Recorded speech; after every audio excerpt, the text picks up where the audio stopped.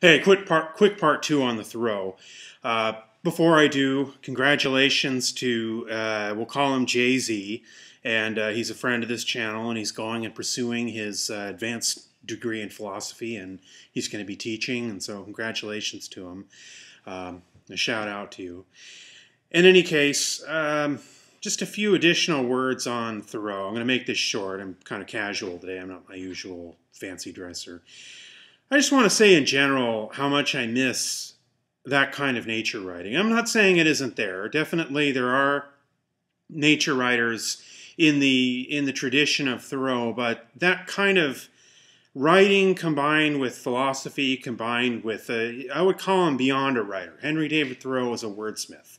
Last time I talked about civil disobedience. This time I'm going to focus just more on Walden and just the tremendous imagery that he gave. You know, at the time, Thoreau lived at a time that was a bridge between the older natural history and the newer biological science. And he was right there, smack dab in the middle there. And he was an heir to transcendentalist philosophy and to a lot of the kind of pre-Darwin speculations on the natural world. And so the idea of the natural world as a mechanistic system, which seems to be pretty much in the ascendant these days, you know, the ascendancy these days. It looks like biology today is essentially the study of living systems. But in the days of Thoreau, organicism still had its adherents. And I think that in a strange way, towards the very end of his life, he, you know, at the very end of his life, he lived during the transition, and he was starting to shift more towards a kind of clinical view of nature right before his death. But I think, from what I understand, he was going to do some kind of a study on the American Indians, and it's a shame that he never did, because that indigenous, that way of looking at life that so-called primitive peoples had and still have today, I think, is being lost in the world now. And the tremendous ecological catastrophe that we're facing, in a sense, is our being cut off from our own roots, our being cut off from who we are.